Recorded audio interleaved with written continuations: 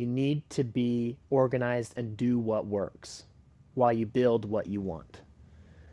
I think that because we work for ourselves, organization is the biggest key to consistency in the business. Just saying, you know what?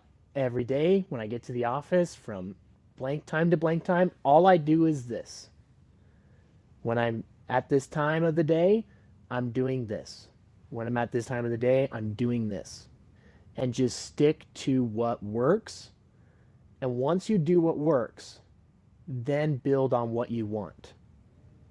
I would say that I've had some expensive lessons in this business where I encouraged agents to study instead of doing the fundamentals. Where I would have agents be better at this, like sharpen the sword before you go to battle type of situations. And I've seen how that affected them. They became so focused on studying that they felt overwhelmed. And then when they were with people, they fumbled their words. They didn't know what to say. They were very incoherent because they had complicated the business. Honestly, the business isn't a hard business. It's very simple. It's not easy, but it's simple. Simple and easy are different things, right? I could say walk up the mountain. Very simple. Easy depends on the mountain, right? And so I think having organization, sticking to what works, and then build what you want to build after you've done what works is so pivotal in creating consistency. I think that it's important to know that what you feel is a cue, but you need to understand that paying the price today is going to take care of tomorrow. Like no one's going to take care of older you except you. You can't hope that you're going to receive some big inheritance and that will save your butt. Like you have to take care of older you. And older you is going to have less energy and be less capable. So you have to do something dramatic today to do that. And I've seen time and again, as I've met with people in Medicare, the people that didn't pay that price today when they were younger, man, they regret it. They don't live a life that we want to live. And so if you want to get to that point, you have to pay the price today. And that means dealing with the suck. Do the suckiest things at the beginning of the day. Set the appointments first thing in the day. Just get them out of the way. You know you have to see people. Like if you're a store and no one comes through the door, you're not going to be in business very long. So you have to set your dang appointments and you have to get out there and do well. And when you get in front of people, most of the time it's really easy. I did want to leave with like a role play, like a simple little role play for the podcast listeners. When you're new in the business, it's super important that you have a very strong personal and professional intro. I think that that's where people really decide if they're going to buy from you or not.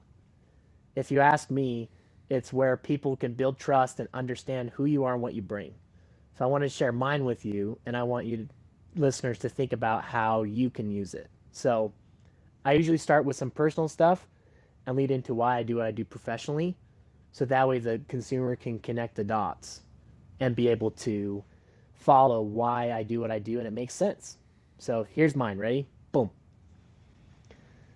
When you turn 18 in my family, you get two choices, two paths in life. You either go in the military, which 5 of my uncles did that, or you go on a mission. And I was like, you know what? I think I'm gonna go to the military. They're gonna pay me. They're gonna help me with school. Chicks dig the military guys. Like I think I'm gonna do that. And I just remember thinking to myself, I was like, if I go on a mission and I get called to like Alabama, that would suck. I was like, but I do love God. I love the Lord. So maybe I should give him a shot. I was like, so I prayed. I said, Heavenly Father, if you want me to go on a mission, it's got to be somewhere really cool, or I'm going to go in the military. I was very, very 18-year-old when I said this prayer. And he must have a sense of humor because he sent me to Barcelona, Spain. And the lessons I learned there as a 19-year-old boy were phenomenal. I was able to learn what it's like to be an immigrant, to not speak a language, to Google Translate my groceries and think I bought tuna cans and I bought cat food. and going through the humbling experience of why I think America is so great. And I was placed into leadership roles and was able to help and bless and serve so many people. And then after 2 years, like everybody else, they send you home, and it felt like this. Plah! 2 years was about everybody else. Now it's about me. Where am I going to go to school? Who am I going to date? What am I going to drive? And I had a super hard time when I first got home.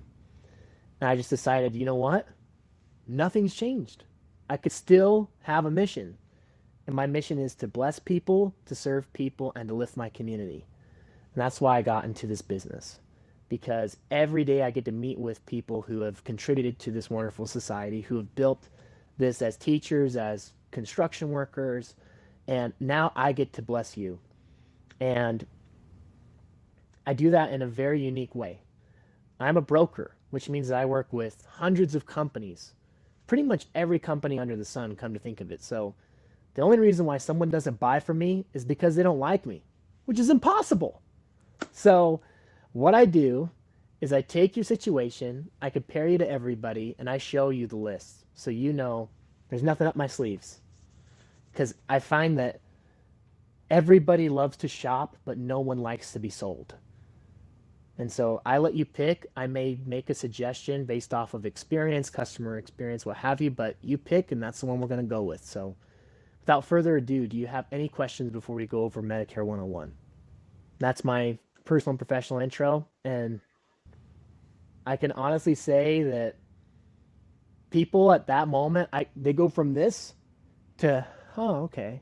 Like physically, you can see them just diffuse because, like, they know that my agenda is I'm going to find what works. You're going to shop. You're going to pick.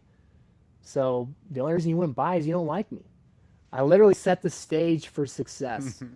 And I think that that's so important when you're a new agent is to be able to build that trust and rapport, figure out how in your personal life, who you are and what you've done directly correlates with why you're sitting at that kitchen table with them. So that's the best tool I can give to an agent if I can only give them one tool.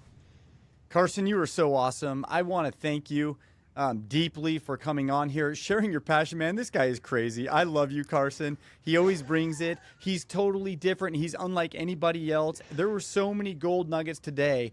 And the one that I want to leave our audience with as we conclude is simple and easy are not the same thing. It could be simple, but depending on what mountain's in front of you determines the easy or hard. And I hope that each of you, like Carson with his fight or flight, won't run from the problem, won't fight it, but you'll choose the mountain that you need to climb.